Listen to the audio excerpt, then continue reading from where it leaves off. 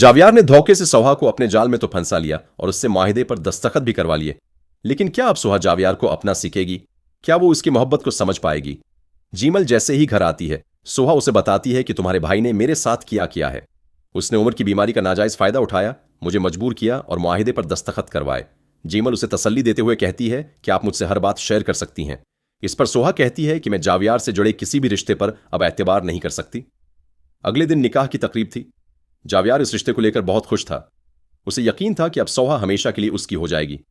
निकाह के लिए मौलवी साहब तैयार थे और जब सोहा से पूछा गया तो उसने खामोशी से कबूल है कह दिया।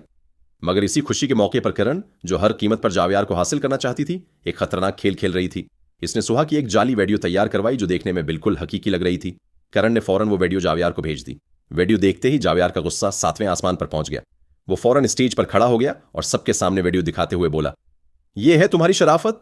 मुझे तो तुम पर बड़ा मान था। सोहा रोते हुए बोली, जावियार, ये मैं नहीं हूं, ये किसी की साजिश है। कोई मुझे तुम्हारी नजरों में गिराना चाहता है। लेकिन जावियार गुस्से में अंधा हो चुका था। उसने सोहा का हाथ झटक दिया और शादी से इनकार कर दिया। इसी वक्त सोहा की सास वहां पहुंच गई और आते ही जावियार के मुंह पर जोरदार थप्पड़ रसीद किया। वो गुस्से से बोले, तुम इस काबिल ही नहीं हो। तुमने उमर का इलाज करवाने के बदले शर्त रखी थी कि तुम सोहा से शादी करोगे और मैंने तुम्हारी ये शर्त मान ली थी। अब तुम मेरी बेटी की इज्जत छाल रहे हो। मैं तुम्हें पुलिस के हवाले कर दूंगी।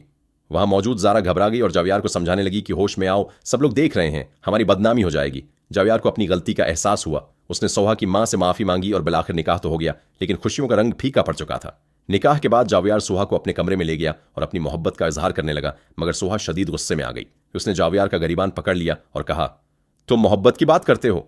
तुम एक घटिया इंसान हो। तुमने मेरी मजबूरी का फायदा उठाया है। मैं अपनी जिंदगी का यह दुख कभी नहीं भूल सकती। जावियार उसे समझाने की कोशिश करता रहा, मगर सोहा कमरे से बाहर निकल गई। इधर करण ने अपनी अगली चाल चलना शुरू कर दी। वो जावियार के पास आई और हमदर्दी जताते हुए मशूरा दिया कि सोहा से बात न करो। इसे भी एहसास होना चाहिए कि उसने तुम्हारे साथ किया रवैया अख्तियार किया है। लेकिन जावियार अच्छी तरह जानता था कि करण सिर्फ उसे और सोहा को एक दूसरे से दौर करना चाहती है।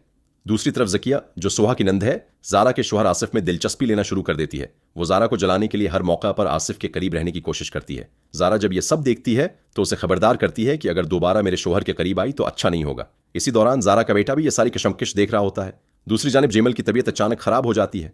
फैद उसे अस्पताल ले जाता है, जहां डॉक्टर बताते हैं कि वो हामला है और उसे मुकम्मल आराम की जरूरत है। इसे किसी किस्म का जहनी दबाव नहीं देना चाहिए। अब कहानी एक दिलचस्प मोड़ पर आ चुकी है।